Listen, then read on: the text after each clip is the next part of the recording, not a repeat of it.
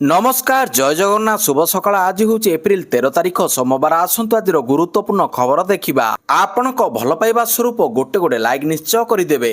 आज प्रथम खबर, प्रधानमंत्री को चिठी लिखिले गजपति महाराजा। विश्वर विभिन्न स्थान में अदिनिया रथयात्रा रोकने को प्रधानमंत्री विश्वर विभिन्न स्थान में अदिनिया रथयात्रा को रोकने प्रधानमंत्री नरेंद्र मोदी हस्तक्षेप लोड़ी गजपति महाराजा दिव्य सिंह देव।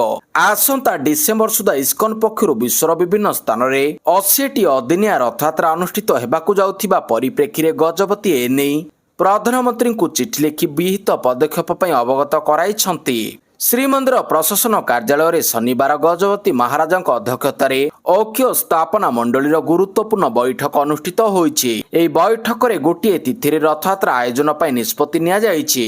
परवर्ती खबर, सप्ताह भितर सबु कॉलेज रे आईसीसी गठन पर निर्देश। समस्त कॉलेज रे कर्मचारी एवं छात्र उभयों एक निरापद परिवेश सुनिश्चित करने ओडिशा सरकार समस्त कॉलेज रे सप्ताह भितर आभ्यंतरीण अभियोग कमिटी आईसीसी प्रतिष्ठा करने को बाध्यतामूलक करिसंती।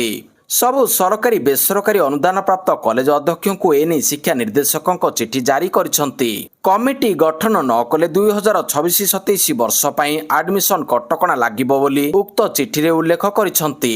परवर्ती खबर, बॉलीवुड लोकप्रिय गायिका आशा भासले परलोक। 92 वर्ष बयस नेले शेष निश्वास। परलोक रे बॉलीवुड किंवदंती गायिका आशा भोसले। परलोक रे बॉलीवुड किंवदंती गायिका आशा भोसले मुंबई ब्रिज कैंडी हॉस्पिटल रे चिकित्साधीन अवस्था तांकर मृत्यु होईछि। मृत्यु बेलकू तांको 92 वर्ष बयस होइतिला। आज अपराह्न 4टारे तांकर शेषकृत्य संपन्न हेबो। बॉलीवुड रे दीर्घ वर्ष धरी सक्रिय थिले आशा। तांको मृत्यु पर संगीत जगत रे एक जुगर अवसान घटिछि। परवर्ती खबर, वृंदावन डंगा दुर्घटना पर मोदी गभीर शोक प्रकाश, आर्थिक सहायता कले घोषणा। वृंदावन रे डंगा दुर्घटना पर प्रधानमंत्री नरेंद्र मोदी गभीर शोक प्रकाश करिसंती। दुर्घटना रे प्राण हराइथिबा लोकंकु से समवेदना जणाइबा सह आर्थिक सहायतार घोषणा करिसंती। एही दुर्घटना रे एक वीडियो मध्ये सामना को आसीछि, जेउथिरे लोकमाने निज जीवन बंचाइबाकू चेष्टा करथिबा देखिबाकू मिलिछि। एही दुर्घटना रे 10 जनक मृत्यु होईछि। प्रधानमंत्री नरेंद्र मोदी एही दुःखद घटना पाई पीड़ितों परिवार पाई क्षतिपूरण घोषणा करिसंती। मृतकों परिवार को 2 लाख एवं आहतों को 50,000 टंका मिलिबो बोली से घोषणा करिसंती। परवर्ती खबर, ईरान विरोध रे युद्ध जारी रखिबाकू इस्राएल धमक। पाकिस्तान इस्लामाबाद ईरान एवं अमेरिका मध्य शांति आलोचना विफल होईछि। पाकिस्तान इस्लामाबाद रे ईरान एवं अमेरिका मध्य शांति आलोचना विफल होईछि। इस्राएल प्रधानमंत्री बेंजामिन नेतान्याहू स्पष्ट करिसंती युद्ध हेबे बंद हेबो नाही। इस्राएल ईरान विवाद समग्र विश्व पर एक बड़ चिंतार विषय पलटिथिबा बेले नेतान्याहूଙ୍କ एभली मंतव्य आसीछि। नेतान्याहू स्पष्ट भाव में कहिसंती आतंकवादी शक्ति सामरिक अभियान जेकोसी मूल्य रे जारी रहिबो। Benjamin Netanyahu social media platform X ray एक पोस्ट रे कहिसंती इस्राएल समस्त शक्ति सहित ईरान एवं यार सहयोगी सहित लड़िबो। परवर्ती खबर, पंचायत और पौर निर्वाचन रे प्रार्थी देव मुकिम दल। आगामी पंचायत और पौर निर्वाचन रे प्रार्थी देव मोहम्मद मुकिम नुआ दल ओडिशा जनता कांग्रेस। एने दलर कार्यालय उद्घाटन करी सूचना देइछंती मुखी। एहासो आसंता 15 तारिख रे दलर मूलदुआ पड़िबो बोली से सूचना देइछंती। भुवनेश्वर सत्यनगर रे ओडिशा जनता कांग्रेस दलर मुख्य तथा पूर्वतन कांग्रेस विधायक मोहम्मद मुकिम दलीय कार्यालय को उद्घाटन करिसंती। एही अवसर रे दलीय कार्यकर्ता माने उपस्थित थिले। ओजेसी बीजेपी रो बी टीम कथा को खंडन करिथिले मुकिम। परवर्ती खबर, 21 रे आसीबे राष्ट्रपति। राष्ट्रपति को राउरकेला आसीबा चूड़ांत। आसंता एप्रिल 21 तारिख रे दिनिकिया गस्तर आसुचंती राष्ट्रपति द्रौपदी मुर्मू। एही अवसर रे से सार्वजनिक भित्तिभूमि एवं प्रकल्प करिवे उद्घाटन। एहा सह विभिन्न कार्यक्रम रे जोग देबे द्रौपदी मुर्मू। एप्रिल 21 तारिख अर्थात मंगलवार पूर्वाह्न 11:10 रे राउरकेला विमान बंदर रे पहुंचीबे राष्ट्रपति। यहाँ पर विभिन्न कार्यक्रम रे जोग देबाकू बाहरिबे। परवर्ती खबर, सोमवार अर्थात आज भीतर रत्न भंडार गणति मणति आरंभ। आज श्रीमंदिर भीतर रत्न भंडार गणति मणति कार्य आरंभ हेबो। एने एक प्रस्तुति बैठक रविवार श्रीमंदिर कार्यालय रे अनुष्ठित हो जाइछे। श्रीमंदिर मुख्य प्रशासक अरविंद पाढ़ी अध्यक्षतार अनुष्ठित एही बैठक रे पुरी जिलापाल समेत रत्न भंडार गणति मणति टीम रो सदस्य माने उपस्थित थिले। ଏହି ପ୍ରସ୍ତୁତି ବୈଠକରେ ଶ୍ରୀମନ୍ଦିର ମୁଖ୍ୟ ପ୍ରଶାସକ ପୁରୀ ଜିଲ୍ଲାପାଳ ରତ୍ନଭଣ୍ଡାର ଉଚ୍ଚସ୍ତରୀୟ କମିଟିର ଅଧ୍ୟକ୍ଷ ଏବଂ ଗଣତି ମଣତି ଟିମ୍ର ସଦସ୍ୟମାନେ ଉପସ୍ଥିତ ଥିଲେ। ପରବର୍ତ୍ତୀ ଖବର ଅକ୍ଷୟ ତୃତୀୟାରେ ଆରମ୍ଭ ହେବ ରଥ ନିର୍ମାଣ। ରଥଖଳାକୁ ନଜର ରଖିବ 14 ସିସିଟିଭି। ଆସନ୍ତା 20 ତାରିଖରେ ଅକ୍ଷୟ ତୃତୀୟା। ଏହି ଦିନଠାରୁ ରଥ ନିର୍ମାଣ ପ୍ରକ୍ରିୟା ଜୋରଦାର ହେବ। ଏଥିନିମନ୍ତେ ଶ୍ରୀମନ୍ଦିର ନିକଟ ରଥଖଳାରେ ଶିବିର ନିର୍ମାଣ ହେଉଛି। ଛାଇରେ ବସି ବିଶ୍ୱକର୍ମା ମହାରଣା ରୂପକାର ଓ ଅନ୍ୟ ସେବାୟତମାନେ ରଥ ନିର୍ମାଣ କରିବେ। ଚଳିତ ବର୍ଷ ରଥଖଳା ସୁରକ୍ଷା ନିମନ୍ତେ ପ୍ରଶାସନ ଅଧିକ ତତ୍ପରତା ଦେଖାଇଛି। ରଥଖଳାକୁ ଜଗିବା ପାଇଁ 12ଟି ଅତ୍ୟାଧୁନିକ ସିସିଟିଭି ସହ ଆଉ 2ଟି ପିଜିଟି କ୍ୟାମେରାକୁ ମିଶାଇ ମୋଟ 14ଟି ସିସିଟିଭି ଲାଗିବ, ଯାହା ତାର ବିହୀନ ଭାବରେ ନେଟୱାର୍କ ସହ କାମ କରିବ। ଶ୍ରୀମନ୍ଦିର କାର୍ଯ୍ୟାଳୟରେ ଏହାର କଣ୍ଟ୍ରୋଲ ରୁମ୍ ରହିବ। ଆସନ୍ତା 3 ମାସ ଅର୍ଥାତ୍ ଜୁଲାଇ 7 ତାରିଖ ପର୍ଯ୍ୟନ୍ତ ଏହା କାର୍ଯ୍ୟ କରିବ। ପରବର୍ତ୍ତୀ ଖବର ମିଳିବନି ଛୁଟି 3 ଦିନ ଗୃହରେ ଉପସ୍ଥିତ ରହିବା ବାଧ୍ୟତାମୂଳକ। ବିଜେପି ଆଗାମୀ ସ୍ୱତନ୍ତ୍ର ସଂସଦ ଅଧିବେଶନକୁ ନେଇ ଏହାର ସମସ୍ତ ସାଂସଦଙ୍କୁ କଡ଼ା ନିର୍ଦ୍ଦେଶ ଦେଇଛି। ଦଳ ଲୋକସଭା ଏବଂ ରାଜ୍ୟସଭାର ସମସ୍ତ ସଦସ୍ୟଙ୍କୁ 3 ଦିନିଆ ହୁଇପ୍ ଜାରି କରିଛି। 16 ଏପ୍ରିଲରୁ 18 ଏପ୍ରିଲ ପର୍ଯ୍ୟନ୍ତ ସମସ୍ତ ସାଂସଦ ଗୃହରେ ରହିବା ବାଧ୍ୟତାମୂଳକ ବୋଲି କହିଛି। ଏହି ସମୟ ମଧ୍ୟରେ କୌଣସି ସାଂସଦ କିମ୍ବା କେନ୍ଦ୍ରମନ୍ତ୍ରୀଙ୍କୁ ଛୁଟି ଦିଆଯିବ ନାହିଁ ବୋଲି ଦଳ ନିର୍ଦ୍ଦେଶ ଦେଇଛି।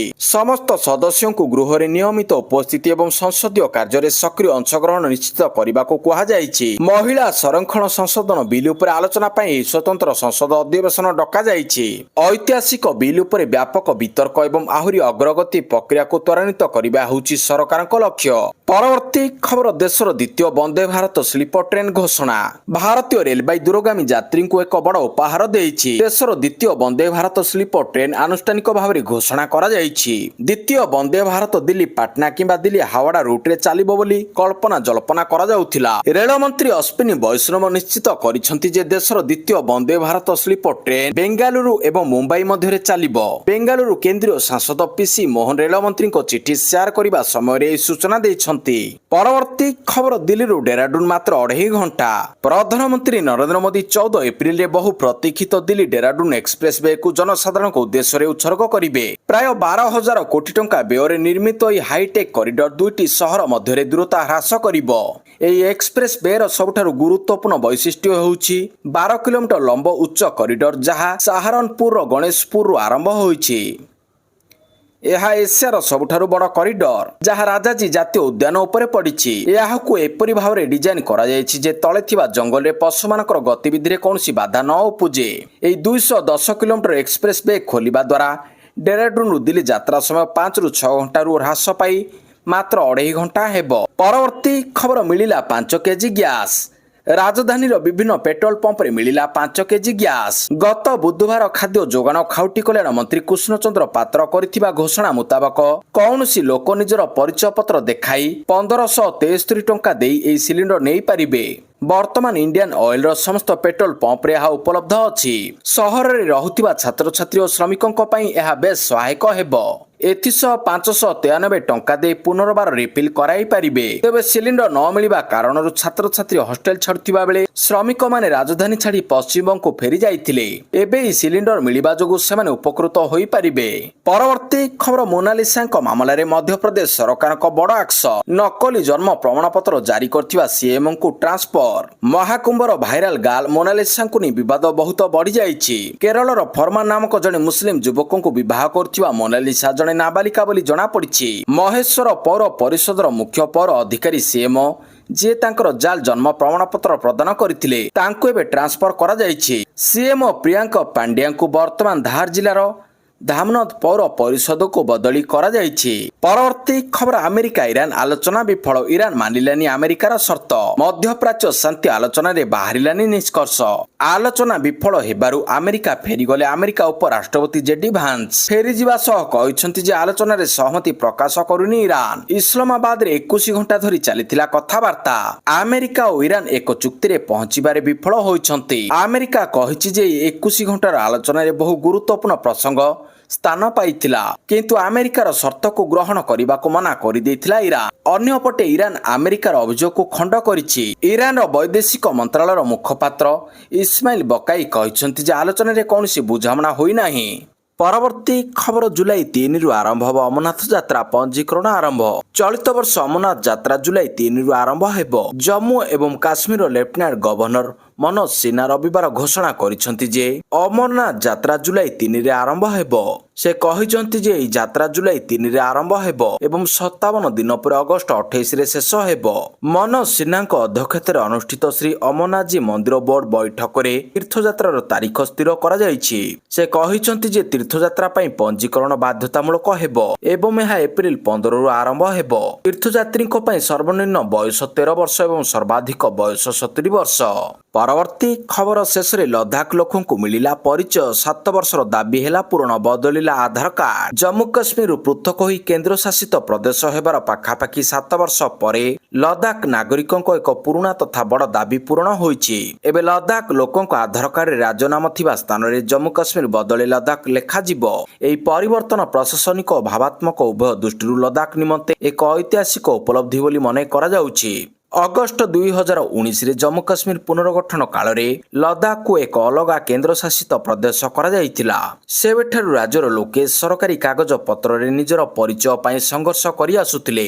7 ବର୍ଷର ଦୀର୍ଘ ଅପେକ୍ଷା ସମାପ୍ତ ଏହି ପ୍ରସଙ୍ଗର ସମାଧାନ ଲାଗି ଲଦାଖ ଲେଫ୍ଟନାଣ୍ଟ ଗଭର୍ଣ୍ଣର ବିନୟ କୁମାର ସେକ୍ସେନା ବ୍ୟକ୍ତିଗତ ଭାବରେ ହସ୍ତକ୍ଷେପ କରିଛନ୍ତି। ସେ କେନ୍ଦ୍ରଶାସିତ ପ୍ରଦେଶର ପ୍ରଶାସନକୁ ଏହି ସମସ୍ୟାର ସମାଧାନ ଲାଗି କଡ଼ା ନିର୍ଦ୍ଦେଶ ଦେଇଥିଲେ। ପରବର୍ତ୍ତୀ ଖବର ଆଇପିଏଲରେ ଧୁମ୍ ମଚାଇବାକୁ ଆସୁଛନ୍ତି 18 କୋଟିର ଖେଳାଳି। କ୍ରିକେଟ ବୋର୍ଡରୁ ମିଳିଲା NOC. Indian Premier League IPL 2026ରେ କୋଲକାତା ନାଇଟ୍ ରାଇଡର୍ସ କେକେଆରର ପ୍ରଦର୍ଶନ ଏପର୍ଯ୍ୟନ୍ତ ନିରୁତ୍ସାହଜନକ ରହିଛି। ଦଳ 4ଟି ମ୍ୟାଚରୁ 3ଟି ହାରି ପଏଣ୍ଟ ଟେବୁଲରେ ସର୍ବନିମ୍ନ ସ୍ଥାନରେ ରହିଛି।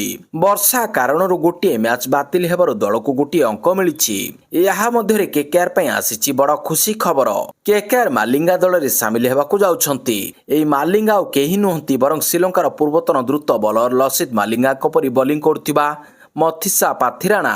ଆହତ ଜନିତ ସମସ୍ୟା କାରଣରୁ ଏହି ପର୍ଯ୍ୟନ୍ତ ଆଇପିଏଲ 2026ରୁ ଦୂରରେ ଥିଲେ ପାଥିରାଣା। ଏବେ ଶ୍ରୀଲଙ୍କା କ୍ରିକେଟ ବୋର୍ଡ ପାଥିରାଣାଙ୍କୁ ନୋ ଅବଜେକ୍ସନ ସାର୍ଟିଫିକେଟ ବା ଏନ୍ଓସି ପ୍ରଦାନ କରିଛି। ପରବର୍ତ୍ତୀ ଖବର ଲକ୍ଷ୍ନୌକୁ ଧୋଇଲେ ବଟଲର ଗିଲ୍। ଘରୋଇ ଗ୍ରାଉଣ୍ଡରେ ହାରିଲା LSG. Gujarat Titans Lucknow super ଜାଏଣ୍ଟସକୁ 7 ୱିକେଟରେ ପରାସ୍ତ କରିଛି। ଶୁଭମନ ଗିଲ୍ ଏବଂ ଜସ୍ ବଟଲରଙ୍କ ଅର୍ଦ୍ଧଶତକ ଆଇପିଏଲ 2026 ସିଜନରେ ଗୁଜରାଟକୁ ଲଗାତାର ଦ୍ୱିତୀୟ ବିଜୟ ଦେଇଛି। ଏହି ସମୟରେ ବଟଲର ତାଙ୍କର ଟି20 କ୍ୟାରିୟରରେ 14,000 ରନ୍ ଅତିକ୍ରମ କରିଛନ୍ତି। ବଟଲର 60 ରନ୍ କରି ଇତିହାସ ରଚିଛନ୍ତି। ଗିଲ୍ 56 ରନ୍ କରିଛନ୍ତି। ପୂର୍ବରୁ ପ୍ରସିଦ୍ଧ କୃଷ୍ଣ 4 ୱିକେଟ୍ ନେଇ ଏଲଏସଜିର ବ୍ୟାଟିଂ ଲାଇନ୍ଅପ୍ ଧ୍ୱସ୍ତ କରିଦେଇଥିଲେ। 14,000 ରନ୍ ପୂରଣ କଲେ ଜସ୍ ବଟଲର। ଜସ୍ ବଟଲର ତାଙ୍କ ଟି20 କ୍ୟାରିୟରରେ 14,000 ରନ୍ ଅତିକ୍ରମ କରିବାରେ ବିଶ୍ୱର ପଞ୍ଚମ ବ୍ୟାଟର ହୋଇଛନ୍ତି। ଗିଲ୍ 40 ବଲ୍ରୁ 56 ରନ୍ ସଂଗ୍ରହ କରିଥିଲେ। ବଟଲର 60 ରନ୍ କରିଥିଲେ। ୱାଶିଂଟନ ସୁନ୍ଦର 21 ରନ୍ ଏବଂ ରାହୁଲ ତିବତିଆ 10 ରନ୍ ଅପରାଜିତ ରହି ଦଳକୁ ବିଜୟୀ କରାଇଛନ୍ତି। ଗୁଜରାଟ 8 ବଲ୍ ବାକି ଥାଇ ମ୍ୟାଚ୍ ଜିତି ନେଇଛି। ଏହି ବଡ଼ ବିଜୟ ସହ ଗୁଜରାଟର ନେଟ୍ ରନ୍ ରେଟ୍ ବଢ଼ାଇଛି। ପରବର୍ତ୍ତୀ ଖବର ପଶ୍ଚିମବଙ୍ଗ ନିର୍ବାଚନ ପୂର୍ବରୁ ବିଜେପିକୁ ଝଟକା। ଟିଏମସିରେ ଯୋଗଦେଲେ ନେତାଜୀଙ୍କ ନାତି ଚନ୍ଦ୍ର କୁମାର। ପଶ୍ଚିମବଙ୍ଗ ନିର୍ବାଚନ ଉଷ୍ମତା ମଧ୍ୟରେ ନେତାଜୀ ସୁଭାଷ ଚନ୍ଦ୍ର ବୋଷଙ୍କ ନାତି ତଥା ପୂର୍ବତନ ବିଜେପି ନେତା ଚନ୍ଦ୍ର କୁମାର ବୋଷ ରବିବାର ତୃଣମୂଳ କଂଗ୍ରେସ ଟିଏମସିରେ ଯୋଗ ଦେଇଛନ୍ତି।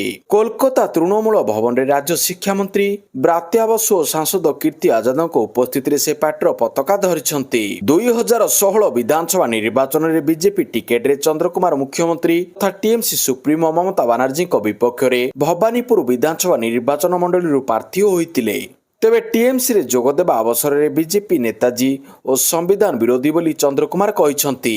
ପରବର୍ତ୍ତୀ ଖବର ଆମାଜନର ଧମାକାଦାର ସମର ସେଲ୍। ପିଲାଙ୍କ ଖେଳନା ଏବଂ ସ୍ପୋର୍ଟସ ଆଇଟମ ଉପରେ ମିଳୁଛି 50% ପର୍ଯ୍ୟନ୍ତ ବମ୍ଫର ରିହାତି।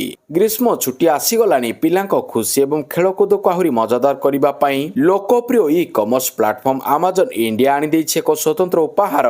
ଆମାଜନ ପକ୍ଷରୁ ଆରମ୍ଭ ହୋଇଛି କିଡ୍ସ ସମର ସ୍ଲାମ୍ ଏବଂ ସମର ଟଏଜ ଲିଷ୍ଟ ନାମକ 2ଟି ସ୍ୱତନ୍ତ୍ର ଷ୍ଟୋର ଫ୍ରଣ୍ଟ। ଏଠାରେ ପିଲାଙ୍କ ପସନ୍ଦର ବିଭିନ୍ନ ସାମଗ୍ରୀ ଉପରେ ଆକର୍ଷଣୀୟ ରିହାତି ମିଳୁଛି। ଏହି ସ୍ୱତନ୍ତ୍ର ସେଲ୍ ଆସନ୍ତା ଏପ୍ରିଲ 15, 2026 ପର୍ଯ୍ୟନ୍ତ ବଳବତ୍ତର ରହିବ। ପରବର୍ତ୍ତୀ ଖବର ଦଣ୍ଡନାଚ ବେଳେ ଅଘଟଣ ବିଦ୍ୟୁତ ସଂସ୍ପର୍ଶରେ ଆସି 3 ମୃତ, ଜଣେ ଗୁରୁତର। ଢେଙ୍କାନାଳ ଜିଲ୍ଲା ପାଟଳ ଗ୍ରାମରେ ଦଣ୍ଡନାଚ ପାଇଁ ଷ୍ଟେଜ ଭିଡୁଥିବା ସମୟରେ 11 କେବି କେବୁଲ ଲାଗି 3 ମୃତ, ଜଣେ ଗୁରୁତର। ମୃତକମାନେ ହେଲେ ବାଲିମି ଥାନା ପାଟାଲ ଗ୍ରାମର ଦିବାକର ସାହୁଙ୍କ ପୁଅ ସୁଧାକର ସାହୁ, କମ୍ପୁ ସାହୁଙ୍କ ପୁଅ ଲକ୍ଷ୍ମୀଧର ସାହୁ ଏବଂ ମୋଟାଙ୍ଗ ଥାନା ବିଡ୍ ଗ୍ରାମର ମିଲନ ମାହାଳିକ। ଗୁରୁତର ଜଣକ ହେଲେ ପାଟଲ ଗ୍ରାମର ପ୍ରଫୁଲ୍ଲ ସାହୁ।